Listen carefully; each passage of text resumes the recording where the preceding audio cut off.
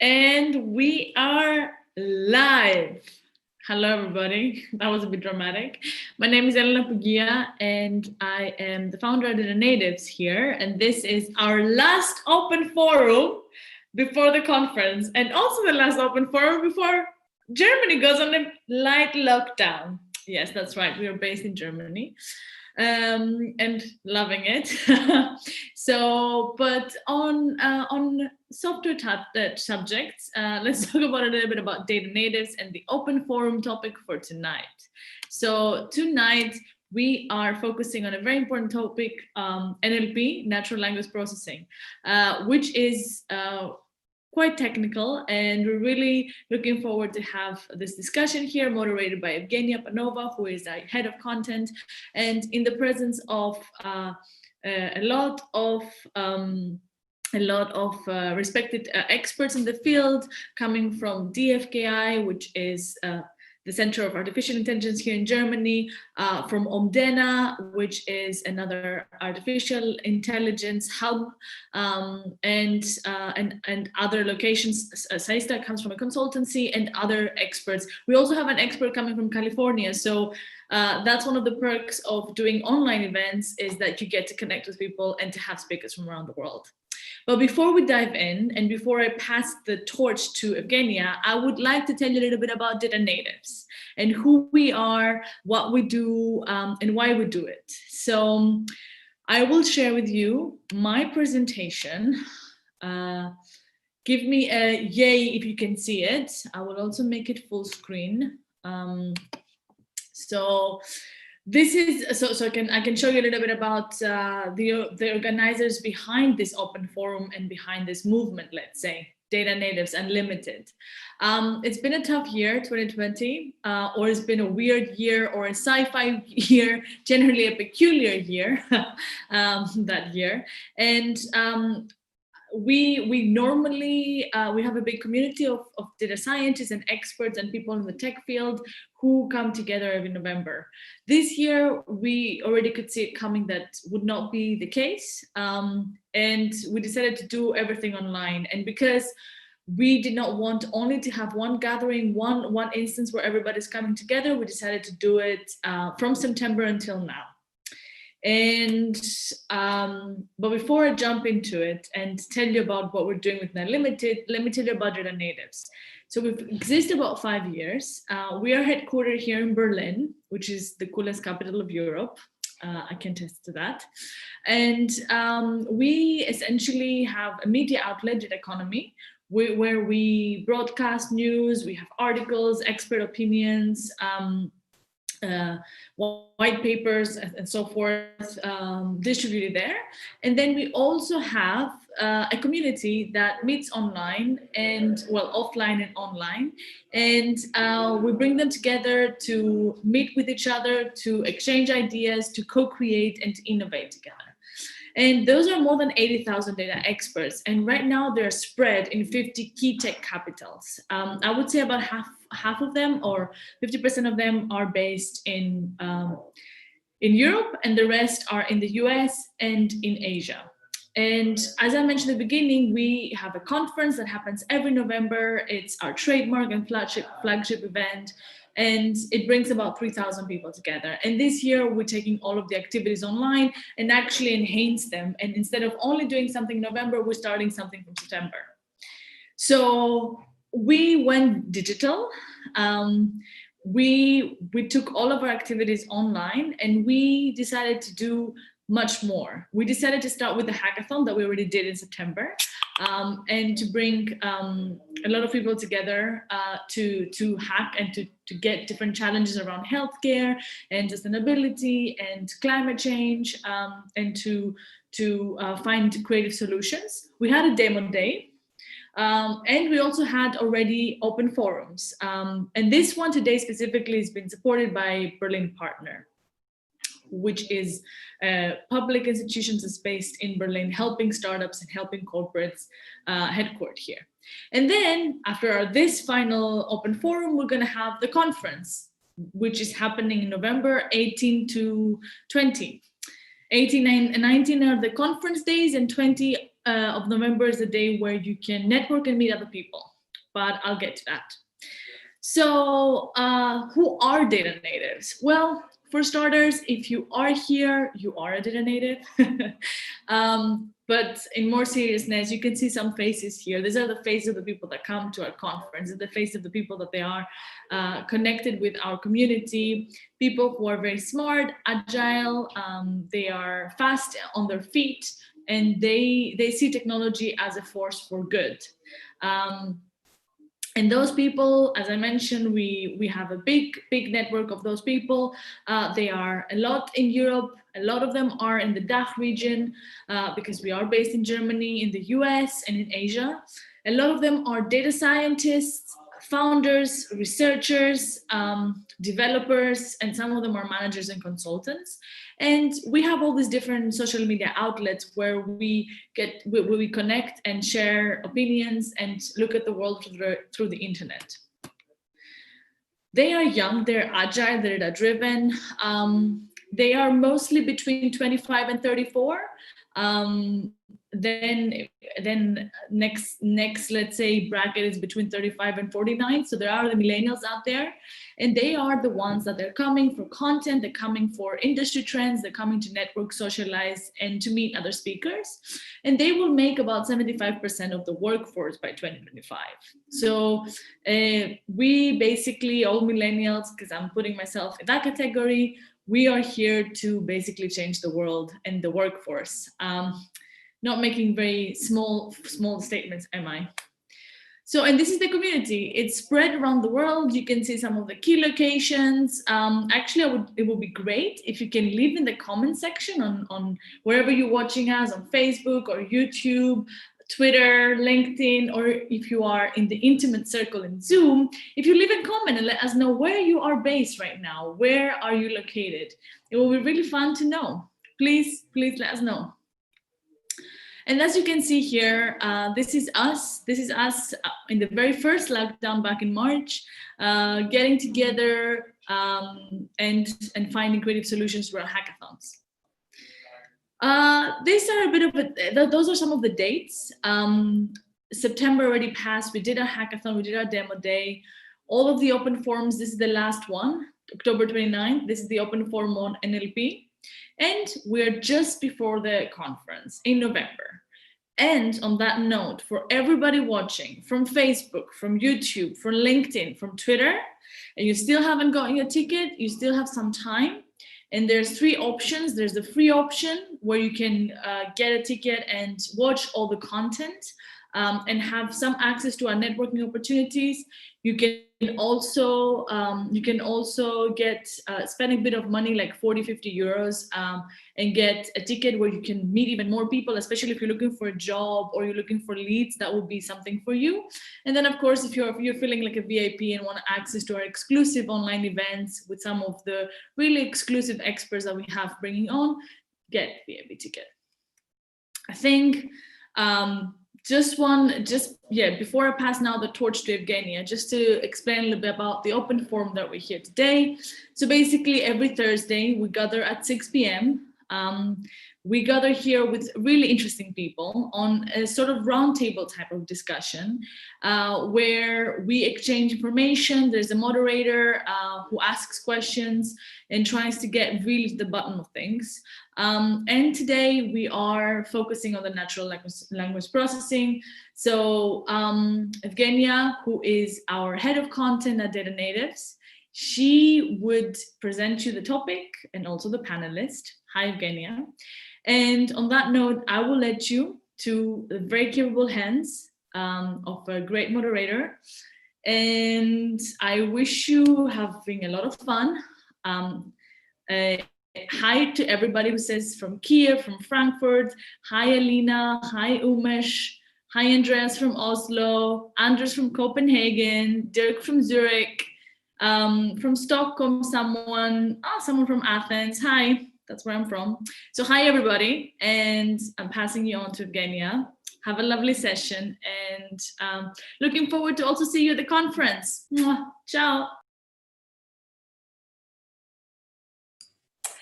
Hi everyone. Nice to see you all, and so many people from different parts of the world. Yet here we are.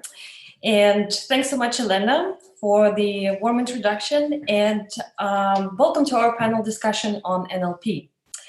So we are in a really great company of experts today. We have Sven Schmeier, who is a chief engineer at the German Research Center for Artificial Intelligence. We have Shaista Sultana, who is a software developer and researcher at Acrolinx. We have Sophia Aryan, who's the co-founder at Bugout.dev. And we have Rosana de Oliveira Gomes, who is the lead machine learning engineer and project manager at Omdena. So thanks to all the speakers for joining us today. It's really great that you found the time to talk about the NLP topic, and we are really excited to hear your thoughts and discuss your experiences of using NLP in your work. So our idea for today's discussion is to touch upon not only the prevailing trends in NLP, but also its potential for businesses, its use cases, open questions and challenges of NLP, and of course, we hope to provide actionable insights for our community of data scientists. At the end of the panel discussion, we'll let our attendees address their questions to the speakers. So if you have already a question in mind, please feel free to drop it in the Q&A section or in chat, and we'll be addressing them at the end of the session. You can also put a name of the speaker if you're addressing to someone in particular from the panel. All right, so without further ado, I would like to ask our speakers to please introduce yourselves a little bit more in detail and how you got involved in the field of NLP. And I'd like to start with Sven. Yeah, thank you. So, hello, everybody. Yeah, my name is Sven. So I'm a computer scientist, and I did my PhD in computational linguistics. I started at the University of Saarbrücken, and so when I was studying there, the DFKI, so the German Research Center for Artificial Intelligence, was there, and actually it was like by accident that I came to this topic because I was looking for a student job, and they paid good, so that was my start. And in the beginning, I wasn't actually in the natural language processing groups. I was in a group which was semantic programming that time, and then afterwards in multi-agent systems, and then I came to the NLP group. I stayed there until the end of my studies. Then I was a little bit there. Then I founded a company, and I founded other companies too, so smaller ones, so startups. And in the end, I ended back at the DFKI, where I'm now the associate head of the speech and language technology group. Okay, so that's it. Thanks so much, Sven. It's great having you here on our panel. So, Shaista, could you please tell us a little bit about yourself? Thanks for giving this opportunity. Hello, everyone.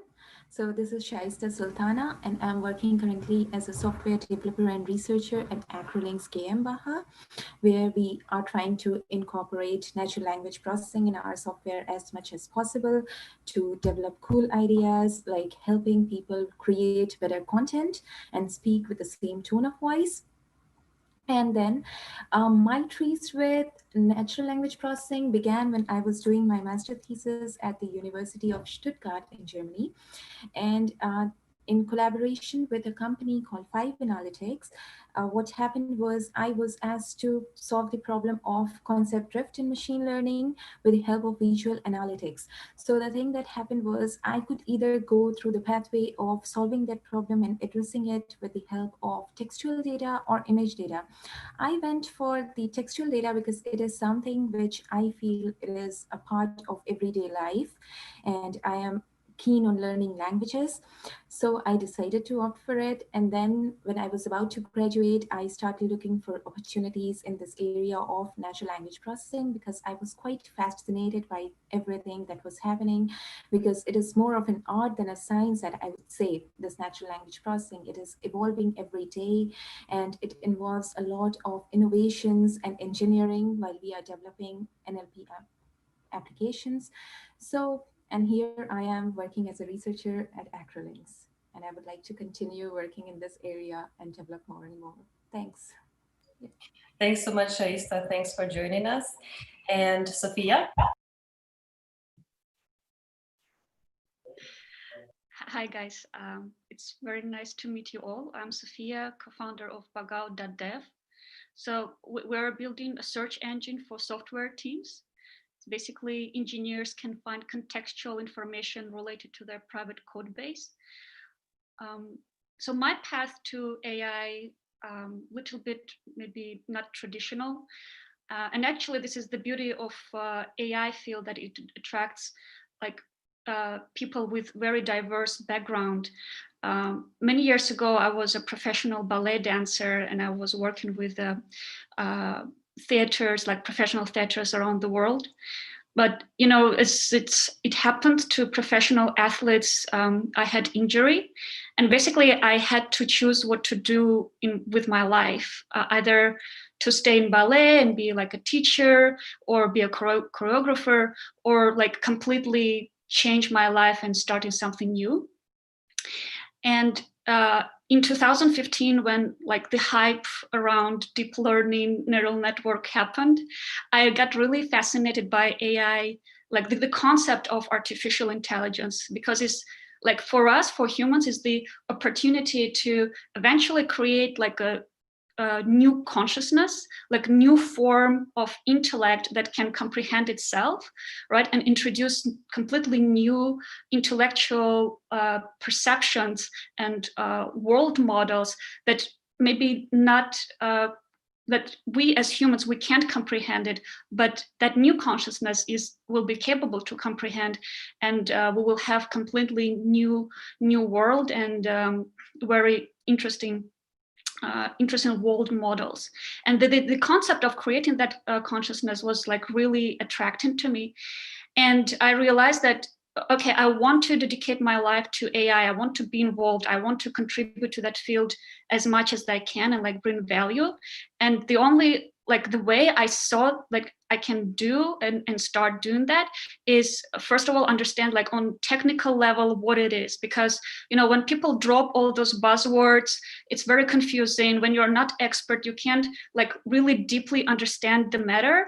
And only when you understand very deeply, you can like meaningfully contribute to the field. So basically that motivated me to, you know, learn how to code on Python, complete machine learning courses, basically start doing like data science related work. And basically as a result of my endeavors, I end up at OpenAI. It's an AI research lab in San Francisco. And I was working with an NLP team that released GPT-2, GPT-3 models. And yeah, and basically after OpenAI, I decided to start my own company. And today, basically, I'm building Bugout. Awesome, such an interesting background, thanks. And last but not least, Rosana.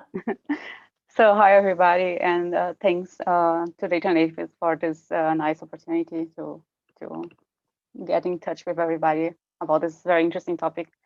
So yeah, I am Rosana. I am an astrophysicist, and I am currently changing careers into AI.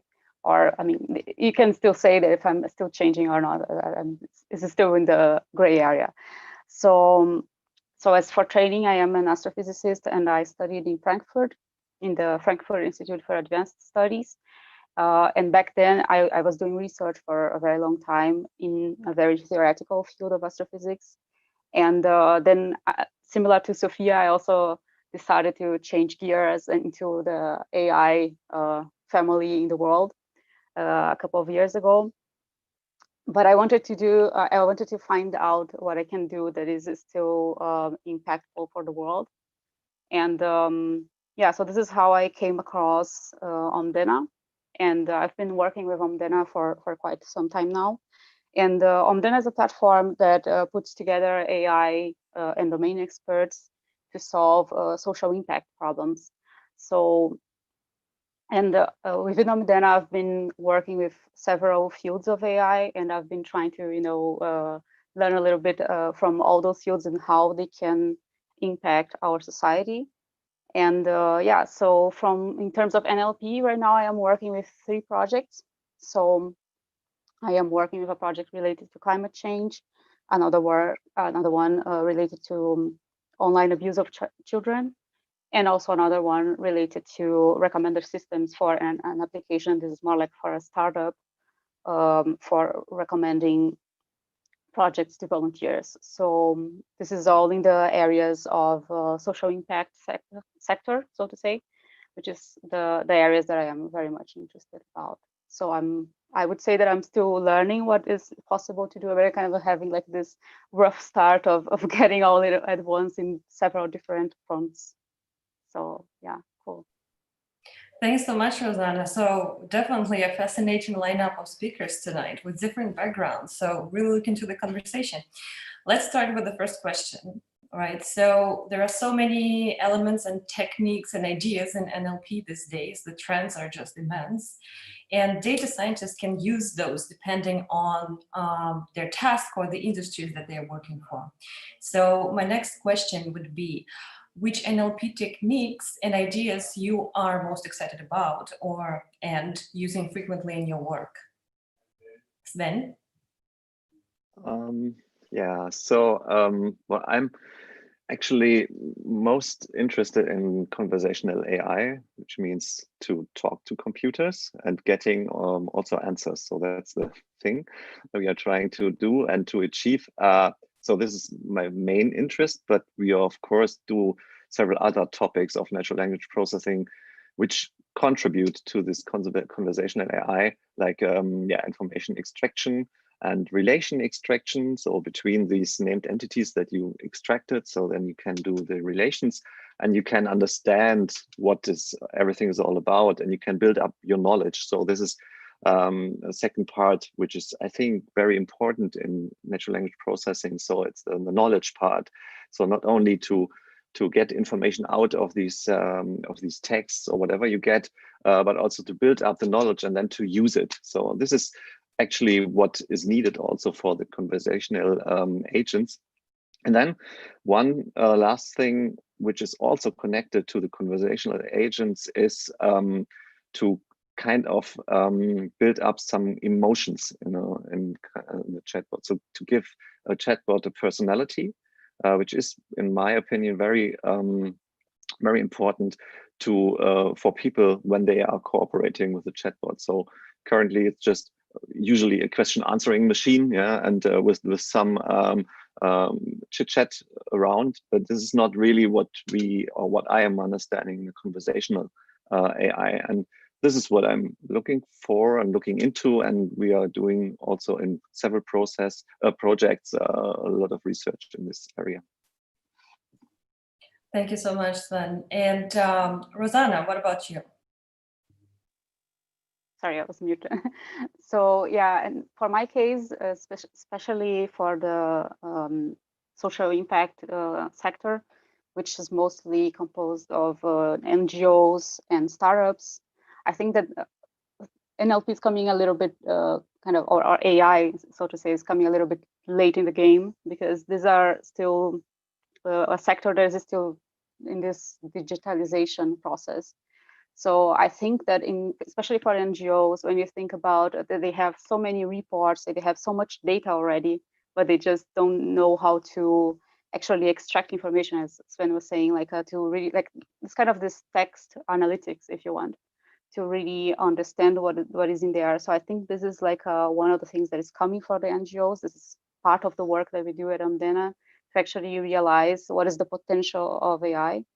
And especially, for example, right now, one of the projects that I'm working with the World Resources Institute is specifically to try to understand how hazards or collateral damage from climate change can be solved, and from solutions that are already there from organizations. So what we're trying to do is to take information from all the partners from this World Resources Institute, from their websites, and go scrape all their websites and look into all the connections among those partners as well, and find all the information that is available from all the network of partners, and extract this information and use techniques, for example, such as sentiment analysis, to try to see if this is, for example, if there is a hazard, so we can identify those parts of the text from those websites as well.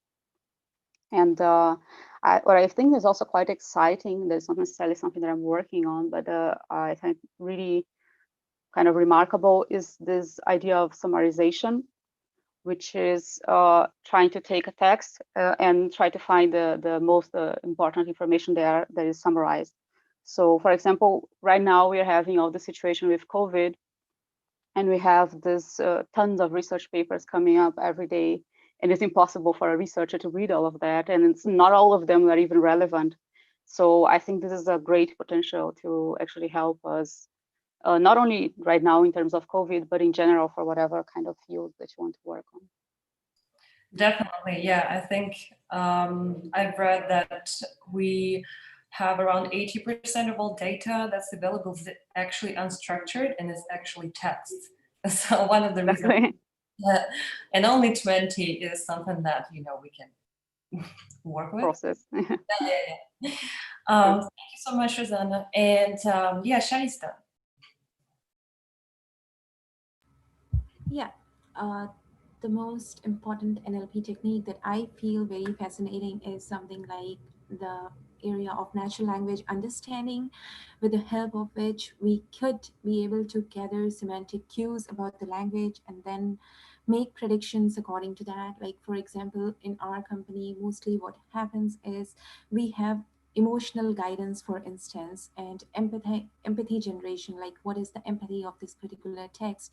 So for that, what I found quite useful these days, and interestingly, what I include in my work as well, is something like pre-trained models, or generation of our creation of our own pre-trained model, and with heuristics about the language and the semantics and the structure of the language, what is happening inside, so that the predictions could be there according to that.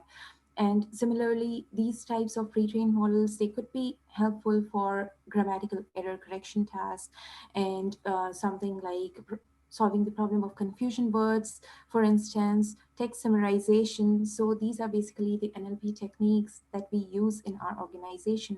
And also, I find them quite exciting. Yeah, thanks so much. It's really relevant to my profession, actually, because I created content, right? So lots of the tools that I'm using in my work too are NLP based. Right, and Sophia, so what's your favorite techniques and ideas you're excited about? I mean, in general, in terms of like research, I'm very much interested in grounded language learning.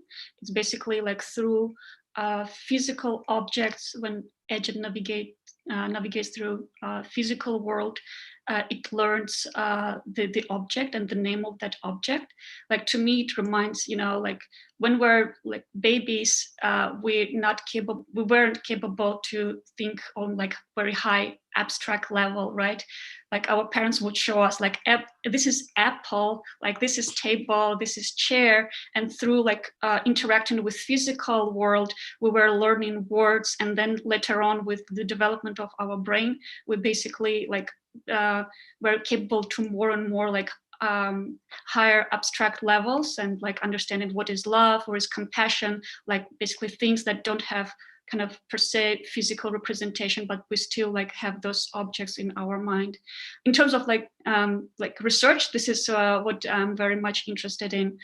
In terms of what we're doing in our company, so basically we're dealing with the source code, and like we're building a developer tool, and with the source code we provide the search, so that engineer, if wants to find like why certain technical decisions were made, why certain architectures were applied, they can do search through Bugout and find that contextual information.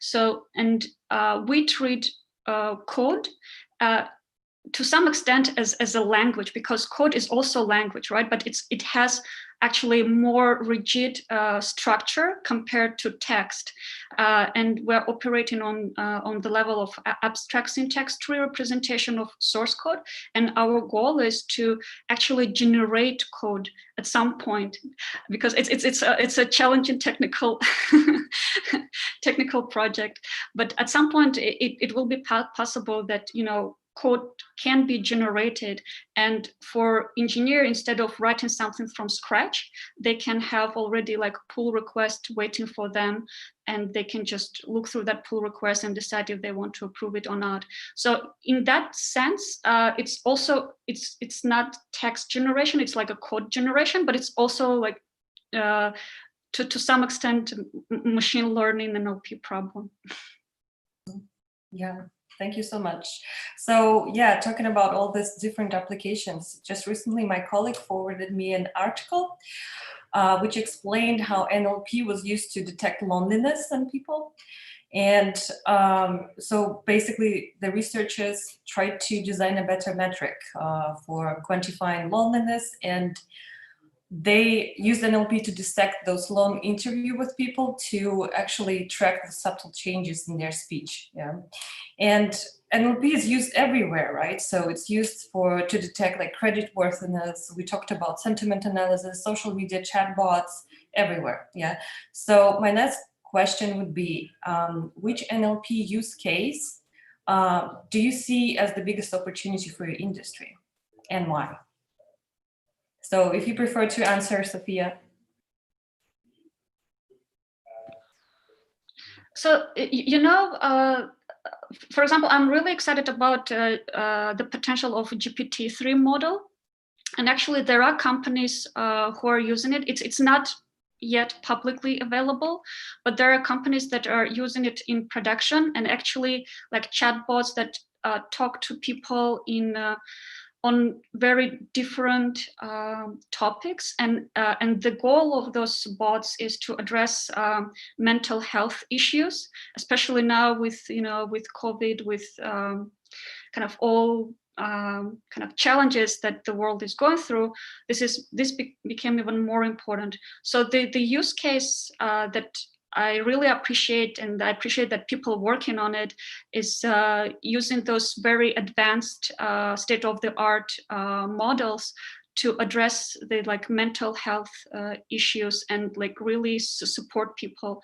And in some cases, the bots can detect some suicidal kind of moods in people, and they actually connect those people with experts who can, with hotline that can, talk to those people and like support them. And I think this is maybe one of the greatest like use cases that I see, and like I'm very excited. Yes, definitely sounds very interesting. Full of opportunities. And Rosana, so it would be very interesting to hear about your opinion on the use cases you see as biggest opportunities in the humanitarian fields, for instance, or in climate change. Yeah, so in the social impact, I would say there are two fronts.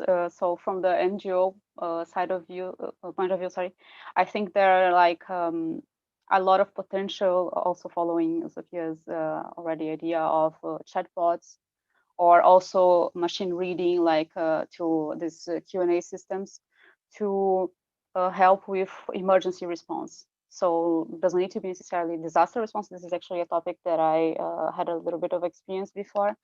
But for example, nowadays, we had this year also all this Black Lives Matter movements and so on.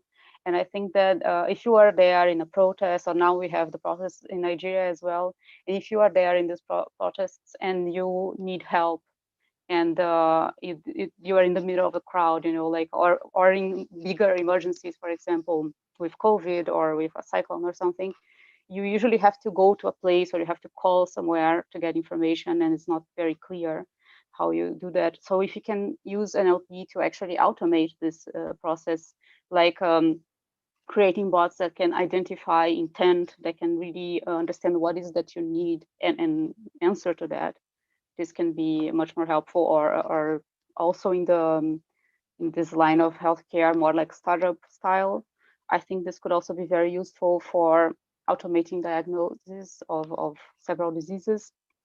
For example, you can find symptoms that someone can easily just give this information to a bot, and then it can try to relate this to some kind of disease, not as like a replacing doctors, of course, that have the domain knowledge and so on, but just to make the process faster. For example, even now with COVID, we have lots of people sick and they have to be treated very fast, and then this can be really something with a great potential. Yeah, especially now, basically in Germany, we're having a lockdown because we cannot trace over 70% of the cases. Exactly. Sven, you also mentioned chatbots. So is that the use case, or what particular use cases in that area you're excited about and see as the biggest opportunity? Yeah, so I think chatbots are an interesting use case, but for industry, I think it's in more general level speaking, using natural language processing, and this comes a little bit what I talked about before, to build up knowledge. So and this knowledge must be reliable in some kind of and when I'm talking about reliable, I mean to extract the information in a reliable form out of documents or large collections of documents, build up this knowledge, and then use reasoning to reason about this knowledge to really find answers. And this will be, I think, so in a few years, the good old logic will come up again. So it's not all about machine learning and AI. So we had times where logic was most prominent. And I think this will come back because with logic, you can really prove your answers. So, and what Sophia told, just said about the GPT-3 is very exciting because the results are very surprising. But GPT-3 has all these unsupervised learned models have one big drawback. You cannot really be certain that the answers that you get from there are really true, because they are just learned from documents or from data that you don't know, which is way too big to really know what contributes to your answer. So we are now doing research in explainability, so to explain what or why certain answers come up, but we are far away from getting real answers without using, yeah, as I said, good old logic and reason, and really to build up the knowledge. So this is what I think, or in my opinion, will be the next big step for research, but also for industry. And there are already some things that are going in this direction. For example, Google started with the Google Knowledge Graph some years ago, and they're using it now in their search engine. And other companies, also startups from DFKI, are currently going into this direction. And this is most promising, I think, because you can really prove what you see. Yeah. Thank you, Sven. And Sophia, what about your industry? I mean, in developer tool space, like let's say,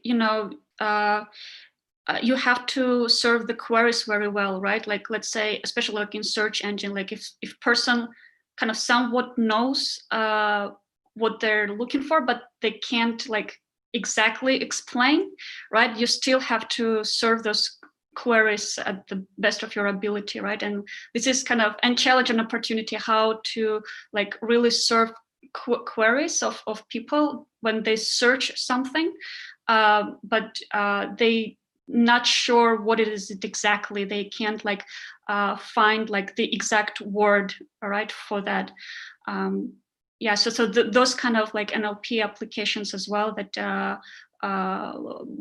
we are applying to serve the needs of people in my space.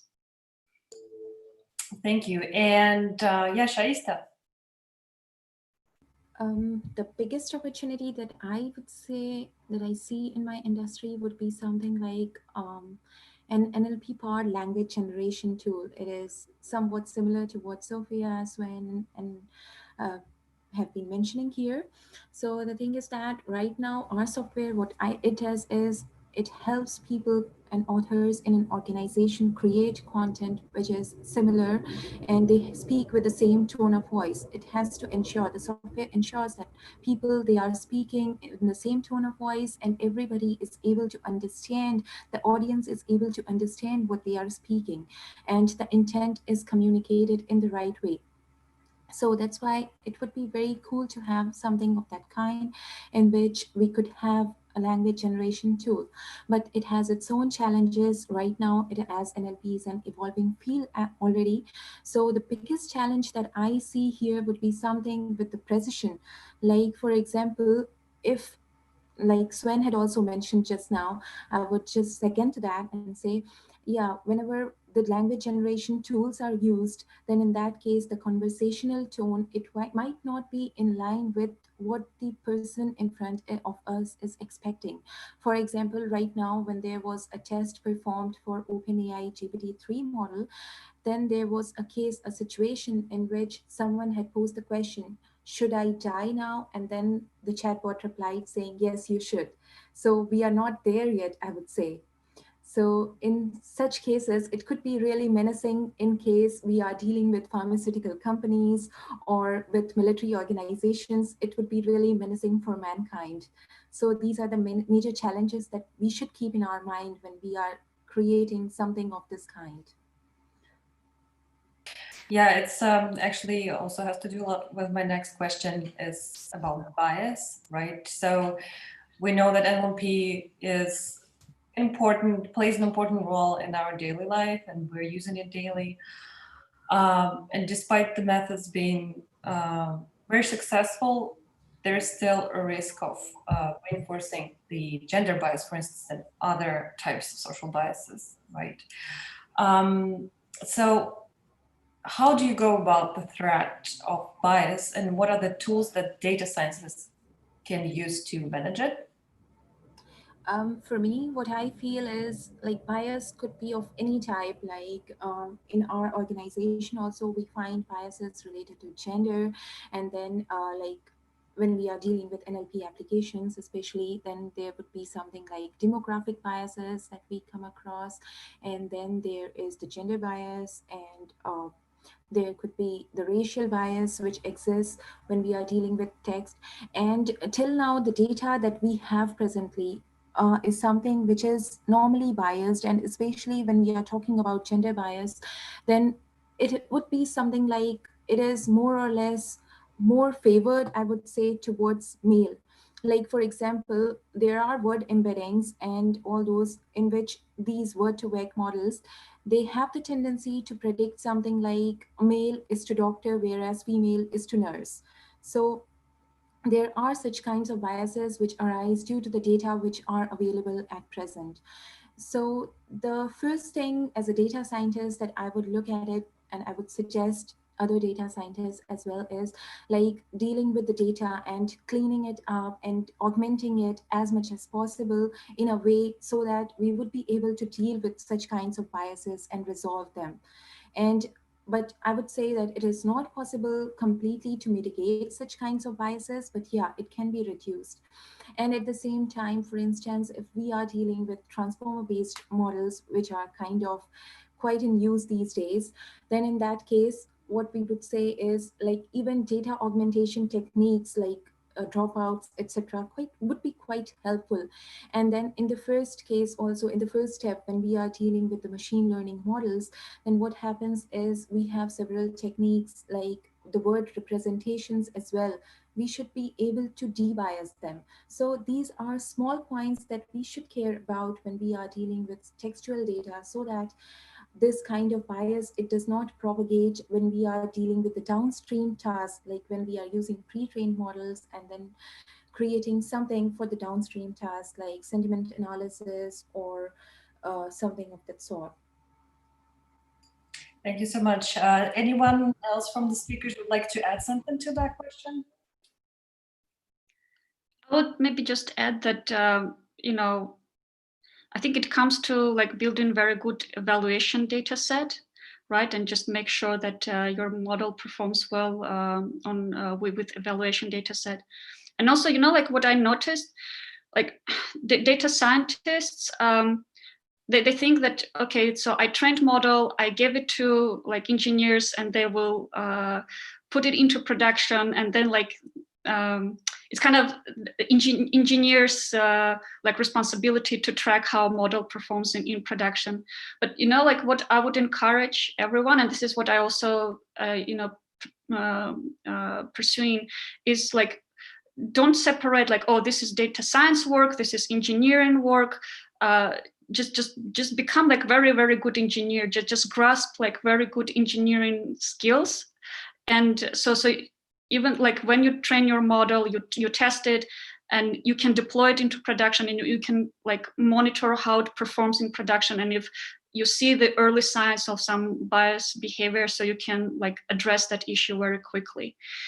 Yeah, those kind of thoughts. And actually, like I recall I think one of the famous examples of bias is Microsoft bought, I think name was Tay or something like that, who became like racist like very quickly, right? Once they deployed into production, like it became racist like within the first several hours. Like it's really like when you the challenge is put something into production, but once you put into production, it's also another challenge to make sure that it doesn't screw up things. Thanks, Sophia. I think I will jump to my last questions, and then we'll take some questions from the audience. So it will be a little bit more of a practical advice. So there are lots of pre-trained models that are available right now for natural language processing, and which are really helpful for professionals to ease their work. So what pre-trained NLP models would you advise for data professionals, maybe also developers, or yeah, some of in your respective field, and maybe where to find them?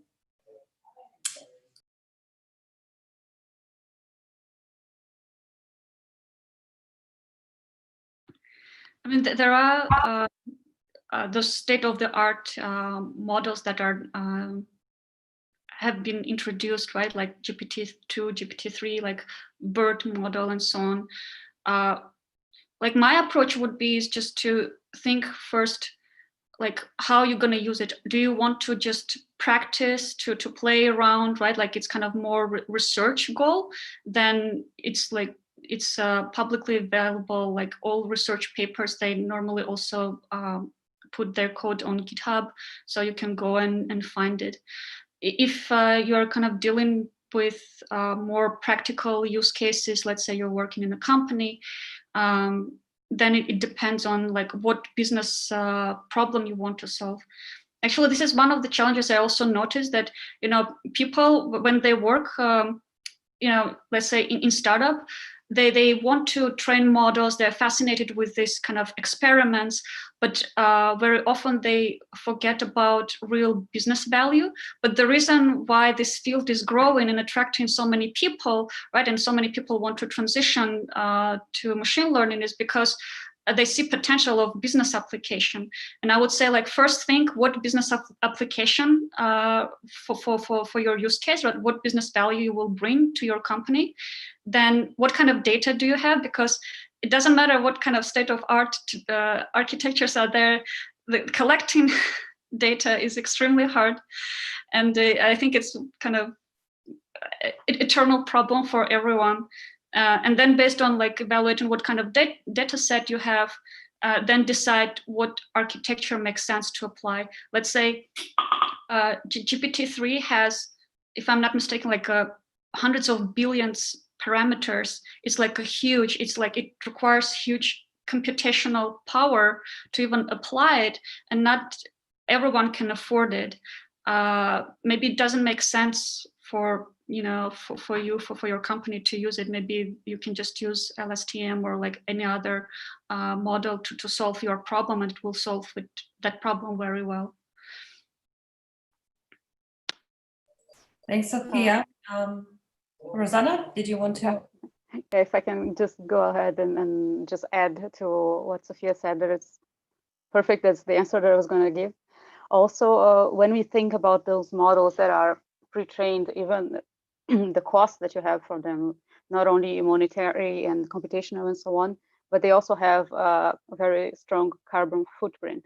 So specifically when we come to talk about AI for good, we always have to remember that whenever we are using these deep learning models, if you are a company or an organization that cares about sustainability and so on, this is also something to take into account, because there was even a paper from last year that was saying that I think for training some kinds of models is the same of CO2 emissions as the entire lifetime of 5 cars. So this is actually something very massive, and then you have to also take into account depending on the direction that your company wants to follow. Thanks, Rosana. Sven, do you have something to add? Yeah, well, not really, because the answers are already very good. I think a good way to do it is to start small, with small models, just to come near to the real problem solution, and then you can always go to bigger models that are available. And sometimes you also could think of like not starting with pre-trained models, but using some kind of, especially if you come from, if you are not using English data, because then it gets getting a bit complicated. And then you should just drive through or go through all the available data, or also to look in scientific shared tasks, because there you also find specialized models of specialized data sets that could be worthy to look at, depending on the task that you want to solve. Yeah. Thanks, Sven. And Shaista, do you have any advice?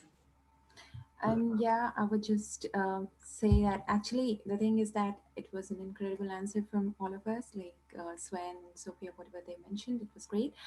Because in practical real life applications as well, what I find is sometimes people are quite fascinated by just large models, and they do not rely on the use case so much. Like sometimes even a logistic regression algorithm could be very helpful for solving a problem rather than going for something like BERT or Robota, which have huge sizes.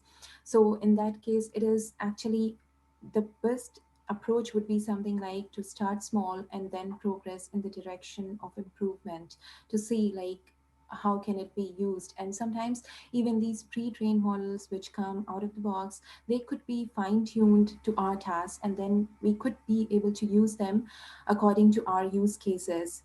And when you are talking about finding them, many of them are actually open source these days, so it is easily findable, like OpenAI GPT-1, 2, and then we have these BERT, Robota, and XLNet. These transformer-based models, they are available publicly for free, and people can try them out and then use them according to their use cases.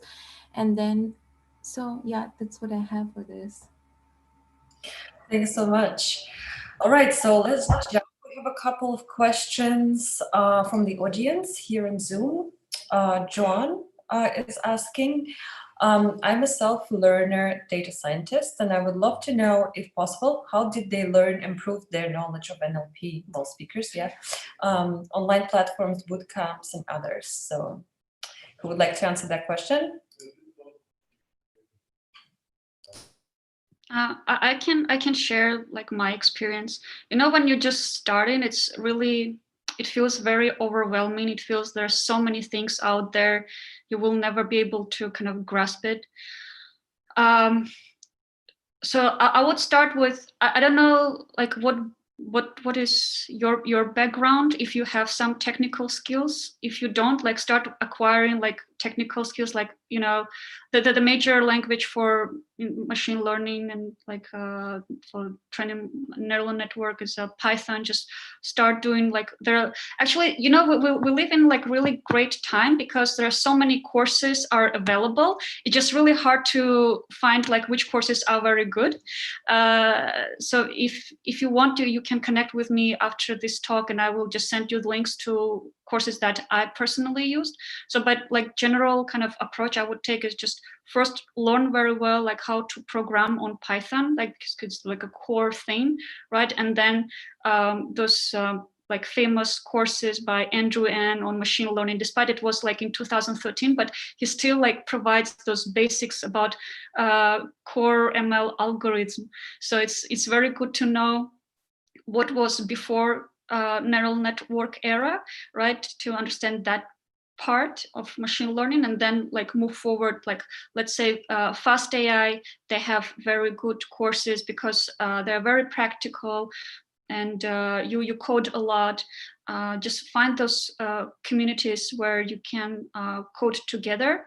And also there are communities out there. I can also later like share the links where you can just go there and request either like pair programming session or like mentoring session. So basically, if you're working on project and you're stuck and you need someone's help, right? So you can request, and more experienced engineer will do a pair programming session with you.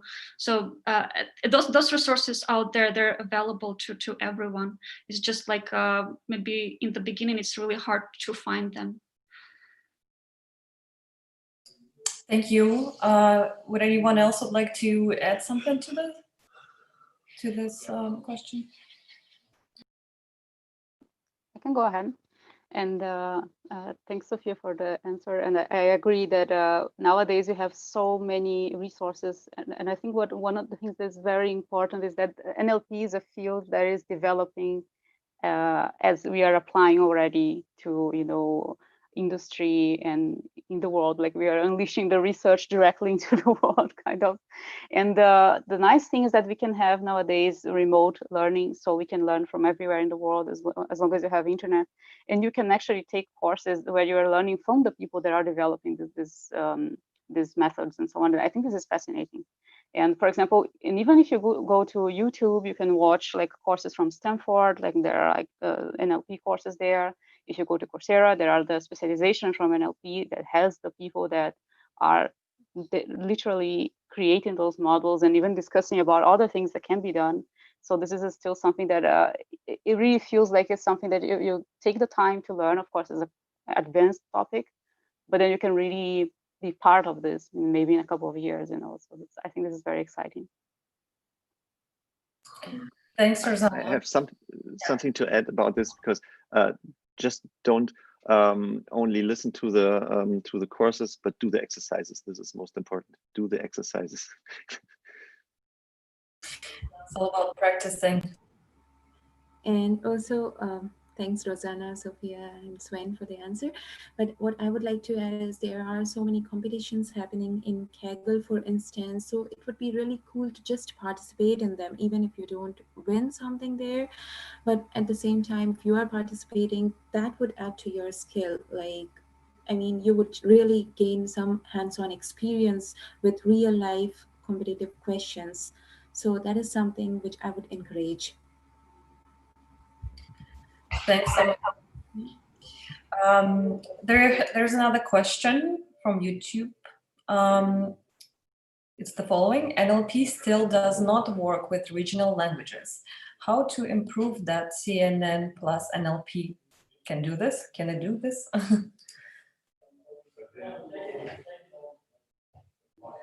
Who would like to respond?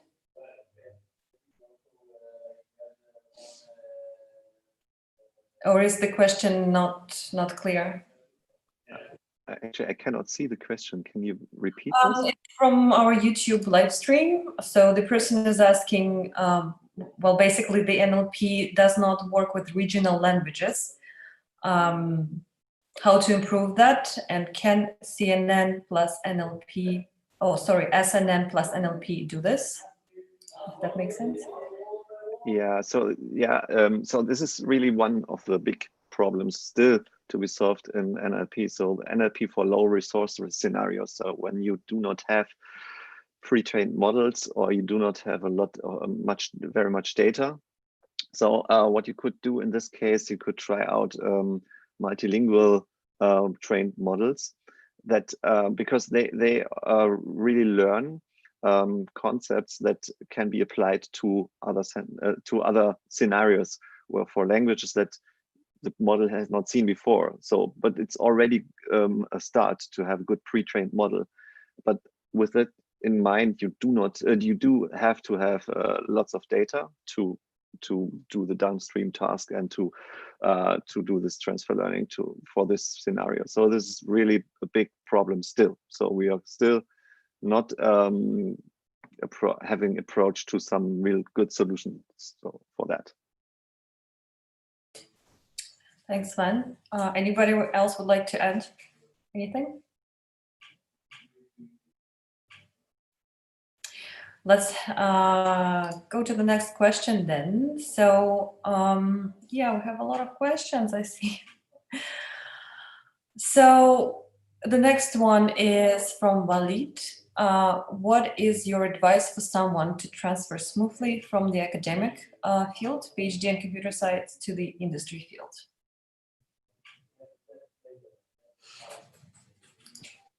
I can take this question. So I think, first of all, is kind of change your mindset, because when you're in academia, the environment, I mean, there are some stresses, and like how many papers you will publish, if your paper will accept it to NeurIPS or ICML, and so on and so forth. But working in industry, it's a different type of mindset and different types of stress, especially if you're working with a small team, with with startup. Basically, if you decide to work with like a fast-growing company, like a startup, just be prepared to do many things. Don't think like, okay, so I did one task and it's over. Just be prepared to wear many hats, right? And be very flexible and proactive. And you might need to do in data science work and data engineering work and DevOps to some extent, and many things. And if you're eager to learn, and I think startup is the best environment to learn many things very fast and acquire like very useful skills. Another path is work with kind of large established company like Facebook, Microsoft, Google, etc. It will be like more peaceful environment, but maybe not less exciting, at least from my perspective. But you will also, you will learn a lot.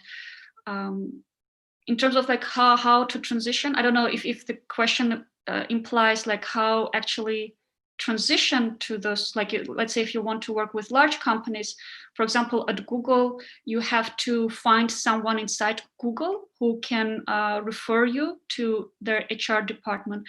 So my strategy would be find someone who already works in that company, make them excited about you, about your work, so they can refer you internally, and so their HR department can look at your resume. But if you more like gravitate towards startups and learning fast and a lot, then I think it's just more traditional way. Just keep applying to startups who are solving the problem that you're genuinely passionate about solving, right? And find the team that you feel comfortable with. Great response, Sophia. Thank you. I would go to the next question because we are running a little bit out of time, and try to get through a couple more. There's a question from Mergim. What would you advise to a computer science student interested in NLP?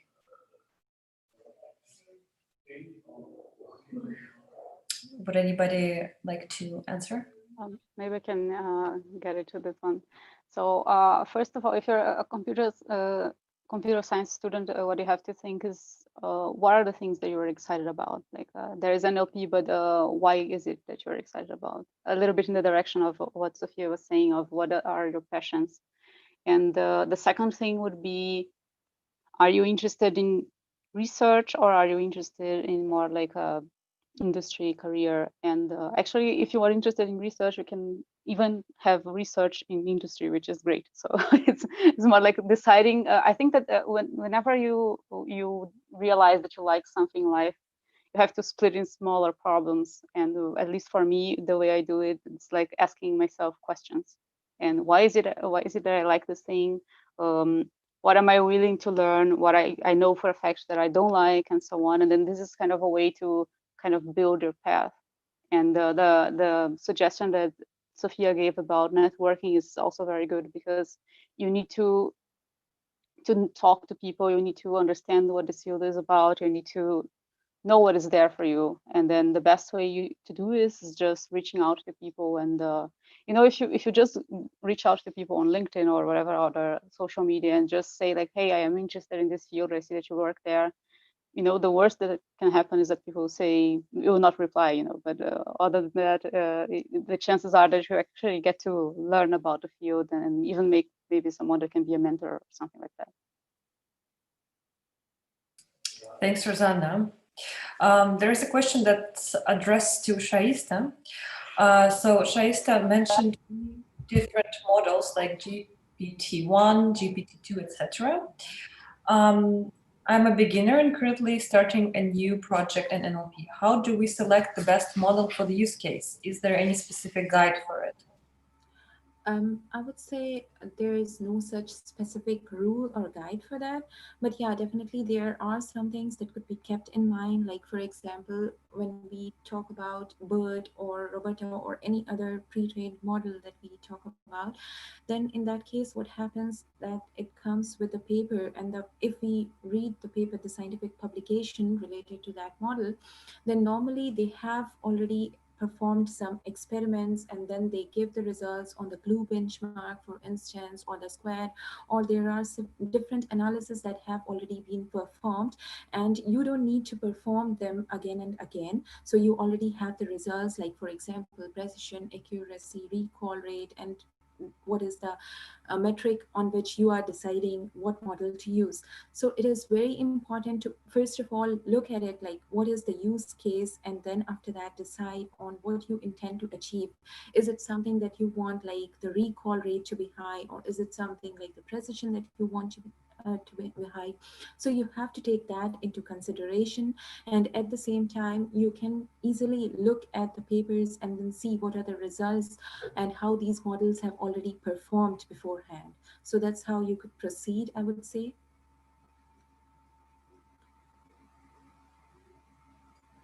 Thanks, Shaista. So another question is the following. The major concern in recent years is that the models that have high accuracy on the data sets trained on tend to perform less with real-world data.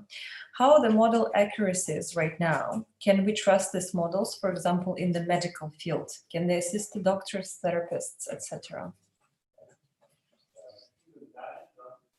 Yeah, maybe I can take that because we are doing a lot of research together with the Charité, which is a major university clinic here in Berlin. And yeah, it's always an issue whether you can trust these models or not. But this always depends on the application. So if the model is just an advisor, so the final decision is done by a human or by a doctor, and so the model or the system using that model can be an assistant for the doctor. Then on the other hand, when you are thinking of models, for example, to detect cancer structures in tissue or something like that, they are already better in finding these issues or whatever you can, these structures that may lead to a possible cancer.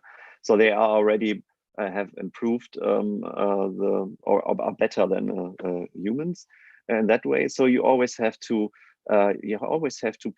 check the model. So model is always also dependent on whether the data that is fed to it is kind of the same distribution as it was trained on. So if there is a kind of a shift in this data, then you have to check it, or you have to first notice it, and then you have to retrain the model. So this is not a question whether the accuracy is high enough, but whether the scenario that you are using the model is suitable for the model. So this is the answer, I think. Thank you, Sven. Anybody wants to add anything? All right, so let's go to the next question. We have really a lot of questions today. So the next one is about sentiment analysis. So for sentiment analyzer type scenario, how far are we into getting accurate reads, especially for regions like the Philippines, where there's at least 170 dialects, multi-ethnic and religious backgrounds? Just wondering if we're getting less biased and taking into consideration these factors.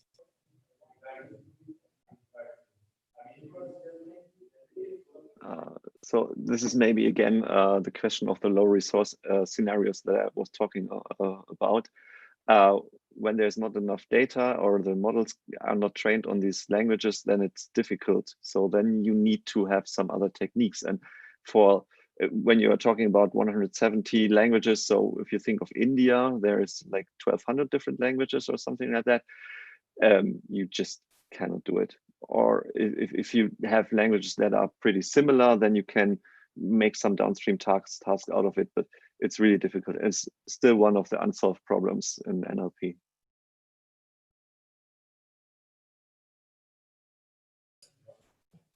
All right, thanks, Sven. Another question from Elnas. After learning NLP, doing an optional project and put it in Git would be enough to show my skills? I guess it's, well, refers to creating a project and showcasing it in Git. Would it be enough to show the skills? Maybe Sophia can answer that. Yeah, I would put as many projects as possible, not just to, be satisfied with one project, because that way you can show, the scope of knowledge and skills that you acquired. But I think it's a great approach to put everything on GitHub or like GitLab somewhere, like open source, publicly available, so people can see your skill set. For example, when we are hiring someone, we always request link to their GitHub repository, because first we want to see what kind of code a person is producing. So in general, it's a great approach. I don't know if like one project enough or not. It depends on how complicated was that project. But I would encourage to do as many as possible different projects and showcase them. It will just increase your chance for success. Thanks, Sophia. The next question is from Robert. One of the speakers mentioned sometimes it can be very hard to gather data. Please advise what strategy you typically follow to get around such difficulties. Also, what sort of technical skills are recommended for a data science beginner to gather data from the internet and social media?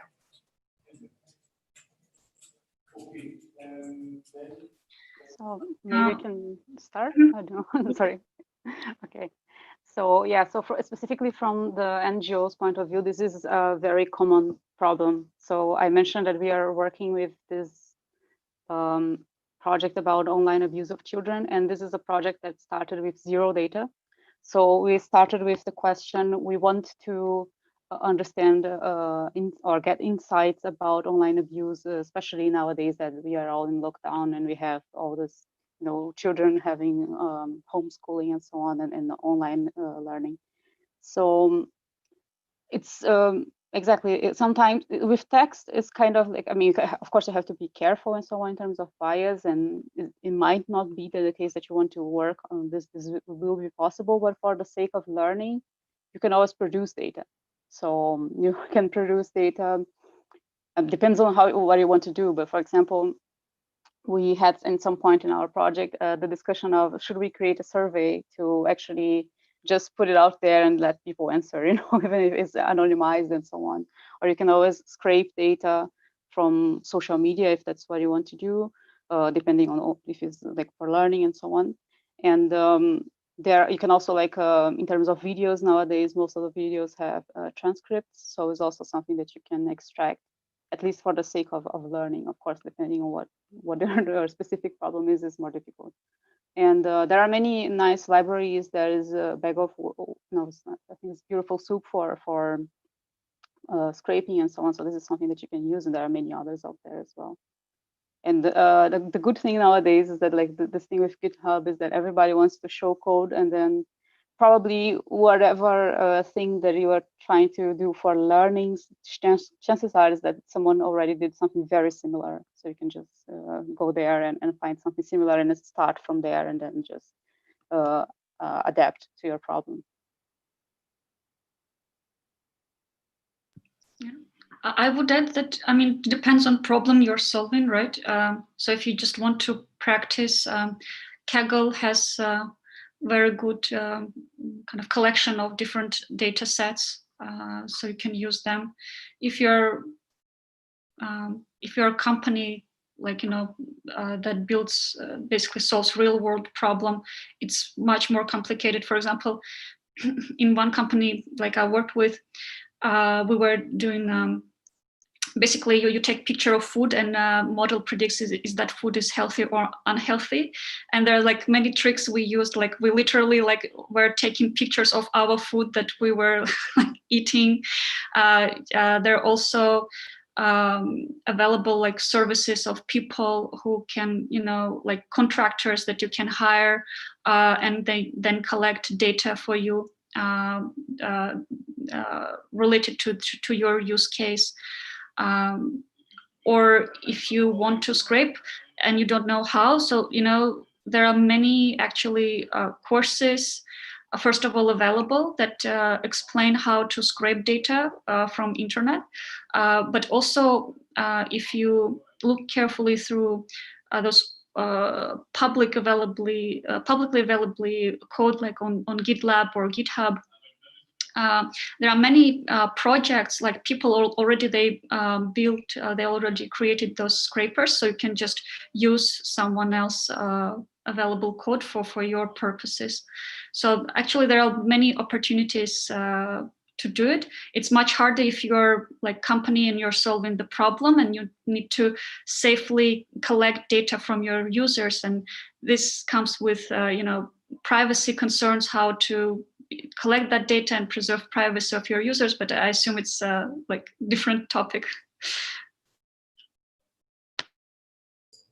Thanks so much, Rosana, Sophia.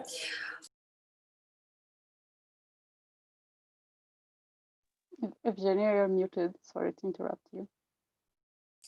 Thanks, sorry. Thanks. I wanted to thank Sophia and Rosana, and we have another question from YouTube live stream. A bit of a technical question, hope you can help. I use NLP models for the use case of finding among a group of short texts. Which text is the most similar to a given text? Does it make sense?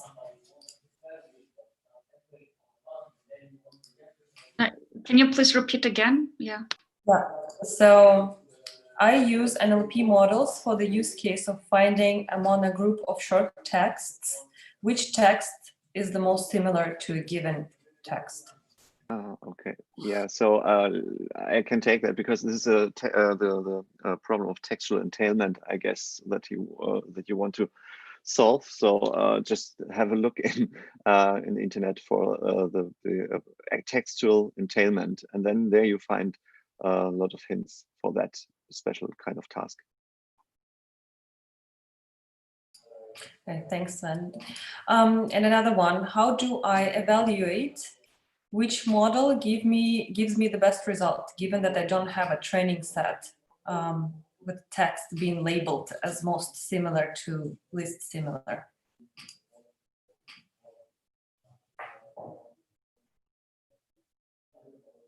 I can repeat, Sven, maybe that's something that you could... No, it's just really hard. Like if a person doesn't have a training data set and doesn't have evaluation data set, it's really hard to like kind of advise like how they can compare models. You need data, you need evaluation data set to see how like different models perform like during evaluation, right? And then collect those metrics and see the performance. Right. Thanks, Sophia. I guess that was the last question that we had. So I just wanted to add something. Just if you for the data set questions, I put some free data sources into the chat. So if you want to check out that. yeah, I can see that. Thanks so much, Sven. So please take a look at the sources that Sven shared. All right, it's been really, really great discussion. Thank you so much. Thanks, Sven and Shaista, Sophia, Rosana, for joining us, and to all attendees for asking so many nice questions. We are looking forward to seeing you all at the Data Natives DN Unlimited conference that is going to take place on November 18th and 19th.